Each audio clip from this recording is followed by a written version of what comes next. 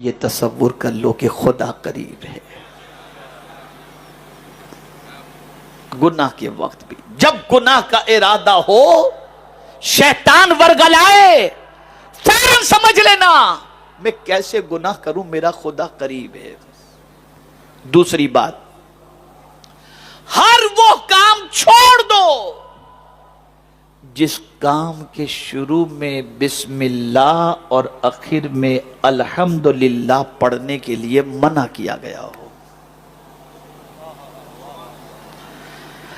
जो काम आपने करना है, अगर उस काम से पहले आप बिस्मिल्लाह नहीं पढ़ सकते और उस काम के बाद में अल्हम्दुलिल्लाह नहीं पढ़ सकते तो वो काम करना छोड़ दीजिए। वो काम करना छोड़ दीजिए, आपकी जिंदगी गुनाहों से बच जाएगी। अब मेरी बहनें ये सबक यहां से लेकर के जाएं। आज की बच्चियां बनती संवरती हैं, औरतें बनती संवरती हैं कि कोई मुझे पसंद करे, शौहर पसंद करे। ये एक सोच होती है, मैं अच्छी तरीके से रहूं, मेरा शौहर मुझे देख करके खुश हो जाए। अच्छी चीज है और शौहर ही के लिए बनना संवरना चाहिए, दूसरे के लिए तो संवरना नहीं चाहिए।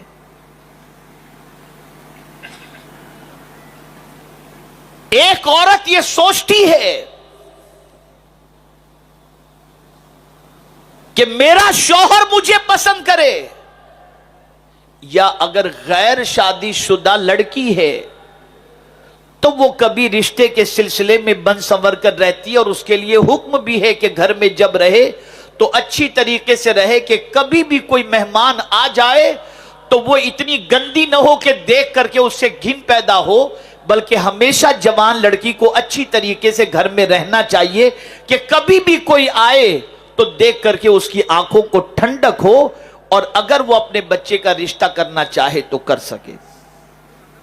लेकिन आज मैं आपको बताना चाहूंगा कि हम हर चीज के बारे में सोचते हैं कि फलां को पसंद, फलां को पसंद, फलां को पसंद।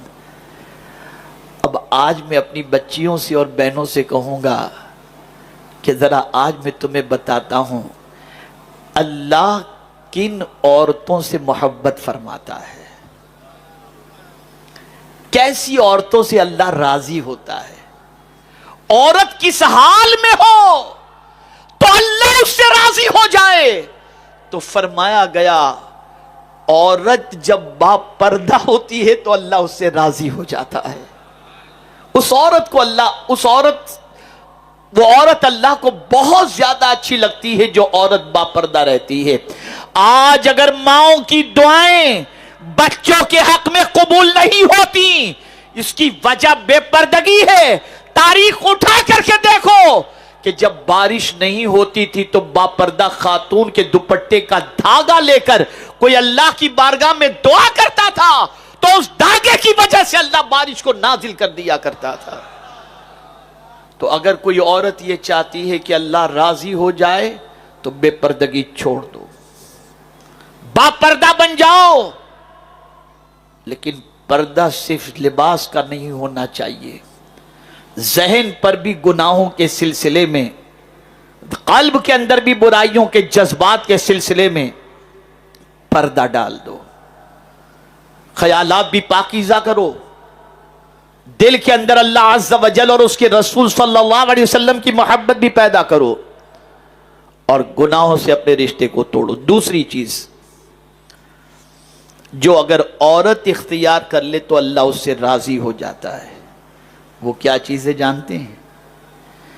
वो शादीशुदा औरत जो अपने शौहर की गैर मौजूदगी में उसके माल और उसकी इज्जत की हिफाजत करती हो, कोई उसे कुछ भी कहे मौला उसे नेक औरत फरमाता है।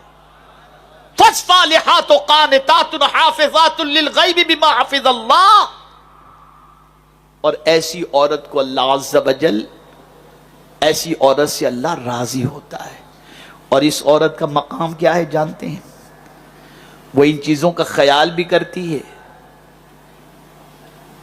शौहर की गैर हाजिरी के अंदर शौहर की इज्जत और माल की हिफाजत भी करती है और शौहर उससे राजी भी है, तो नमाजी जाएगा जन्नत के अंदर बाबुस फलास से। जितने भी दरवाजे हैं, मुख्तलिफ इबादतें करने वाले उन दरवाजों से जाएंगे। लेकिन अगर कोई औरत नमाजी है, रोजेदार है, अल्लाह की इताअत करती है और इस हाल में इस दुनिया से गई कि उसका शौहर उससे राजी है, सरकार फरमाते हैं वो जन्नत के जिस दरवाजे से चाहे जन्नत में दाखिल हो जाए। तीसरी चीज, उस औरत से अल्लाह राजी होता है जो औरत कुरान की तिलावत करती है। तुम सबको राजी करने की कोशिश करती हो, शादियों के अंदर डांडिया खेलकर, रक्स करके, डांस करके सबको खुश करने की कोशिश करते हो, लेकिन किसी की खुशी तुम्हें कुछ फायदा नहीं पहुंचाएगी। लेकिन अगर अल्लाह को तुमने राजी कर लिया तो दुनिया भी संवर जाएगी और आखिरत भी संवर जाएगी। और जब तुम कुरान पढ़ोगी ना तो अल्लाह राजी हो जाएगा। जब कुरान की तिलावत करोगी अल्लाह राजी हो जाएगा। और बस एक आखिरी बात अर्ज करके मैं अपनी गुफ्तगू को खत्म करता हूं, और वो आखिरी बात यह है, जब किसी के कांधे पर सर रख कर रोने का दिल चाहे, जब किसी के कांधे पर सर रखकर रोने का दिल चाहे तो कुरान उठा लो, उसे सीने से लगाओ और जी भर करके रो लो।